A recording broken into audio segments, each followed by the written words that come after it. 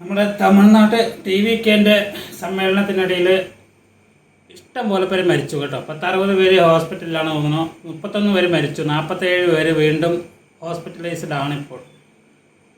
എന്തിനാണ് ഇങ്ങനെയൊക്കെ ഭ്രാന്ത് കാണിച്ചിട്ട് അതിൻ്റെ പുറകിൽ പോകണമെന്ന് എനിക്കറിയുന്നില്ല. ആള് വന്ന് ജയിച്ചു കഴിഞ്ഞാൽ നല്ല കാര്യങ്ങൾ ചെയ്യും. നിങ്ങളതിൻ്റെ പിന്നാലെ പോയിട്ട് ഇങ്ങനെ ചാകണോ? അത് സ്ത്രീകളും കുട്ടികളടക്കം മരിച്ചിട്ടുണ്ട്. ഇപ്പോൾ വിജയാണെങ്കിൽ ഫ്ലൈറ്റ് കയറിയിട്ട് വീട്ടിലേക്ക് മടങ്ങും ചെയ്തു. കരൂരിൽ വെച്ചിട്ടാണ് ഈ അപകടം ഉണ്ടായിരിക്കുന്നത്. അപ്പോൾ ഇപ്പോൾ 34 മരണം, തെക്കിലും തിരക്കിലും കൂടെ 34 മരണം ലൈവിൽ ന്യൂസിൽ വന്നുകൊണ്ടേയിരിക്കുന്നുണ്ട്. 10 പേരായി, 15 പേരായി, 20 പേരായി, 25 പേരായി, ഇപ്പോൾ 31 പേരായി. ഇപ്പോൾ വന്നൊരു ന്യൂസ് വരുന്നു 34 പേരെന്ന്. എന്താ ഇത്? എന്തിനാണിത്? തെക്കിലും തിരക്കിലും വിട്ടിട്ടാണ്. എന്താ റാലി തന്നെയല്ലേ? വേറെ എന്തെങ്കിലും അവിടെ കൊടുക്കുന്നുണ്ടോ? നാണം കെട്ട മനുഷ്യന്മാരെ, ഇങ്ങനെ ചാകണോ എല്ലാവരും കൂടി പോയിട്ട്?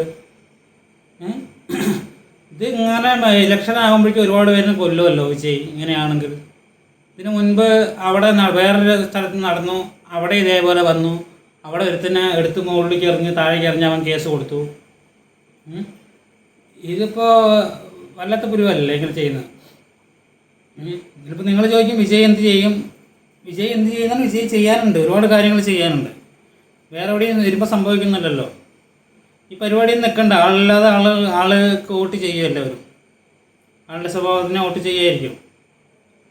ഇനിയിപ്പോൾ വിജയ് 1 കോടിയോ 2 കോടിയോ കൊടുക്കുമായിരിക്കും. എന്നിട്ട് അത് എല്ലാവരുടെ വീട്ടിൽ 1 കോടി 2 കോടിയോ കൊടുത്തിട്ട് അത് തമ്പനയിലും പിന്നെ ഫ്ലാഷ് ന്യൂസും പിന്നെ വിജയിൻ്റെ PR വർക്കേഴ്സ് കിടന്ന് മെനക്കെട്ട് പണിയെടുത്തിട്ട് ഒന്നും കൂടി ബൂസ്റ്റ് ചെയ്യും.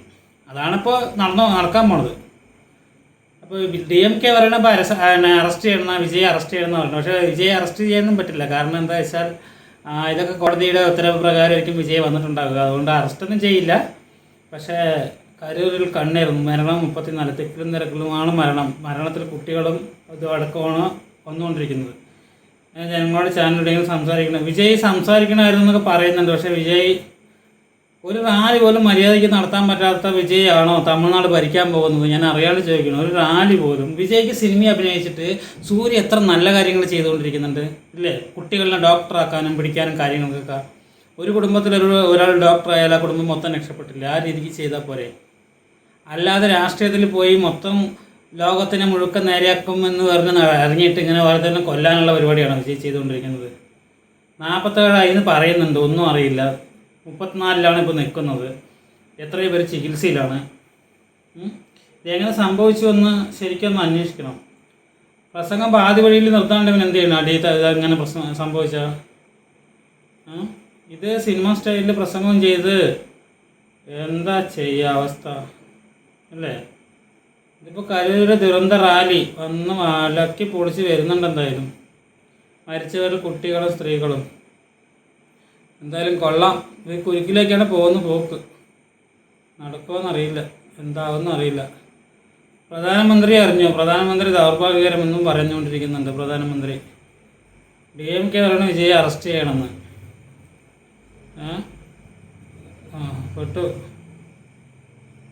അയ്യോ, പറഞ്ഞിട്ട് കാര്യമില്ല. ഇങ്ങനെ സംഭവിക്കുന്ന ആരും വിചാരിച്ചില്ല.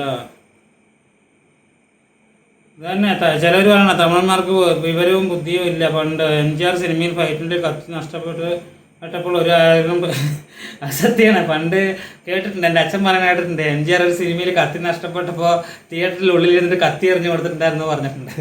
അതൊക്കെ സംഭവിച്ചിട്ടുണ്ട് കേട്ടോ. അങ്ങനെയൊക്കെ കേട്ടിട്ടുണ്ട്, എൻ്റെ അച്ഛൻ പറയാൻ കേട്ടിട്ടുണ്ട്. അതൊക്കെയാണ്. അത് അത്രയല്ലേ ബോധമുള്ളൂ, പറഞ്ഞിട്ട് കാര്യമില്ലല്ലോ. അയ്യോ, എന്തായാലും നന്നായി.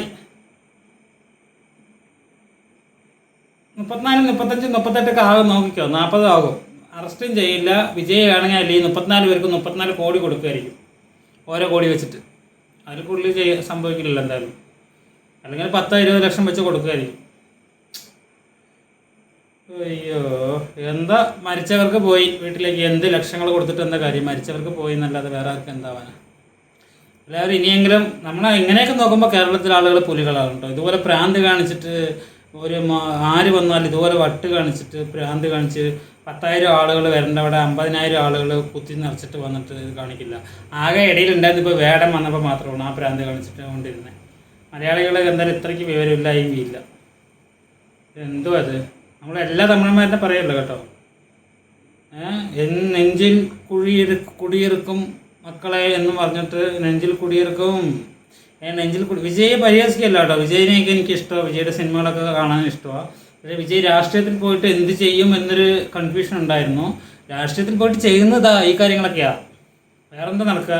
കാരണം ഇതിൽ നിന്ന് തന്നെ മനസ്സിലാക്കാനുള്ളൂ വിജയിയുടെ രാഷ്ട്രീയ വേറെന്താ മാങ്ങാണ്ടി കണ്ടിട്ടല്ല ഈ ജനങ്ങളൊക്കെ വരുന്നത്. വിജയ് എന്ന സിനിമ സൂപ്പർ സ്റ്റാറിനെ കണ്ടിട്ട് മാത്രമാണ് വരുന്നത്. മനസ്സിലായില്ലേ?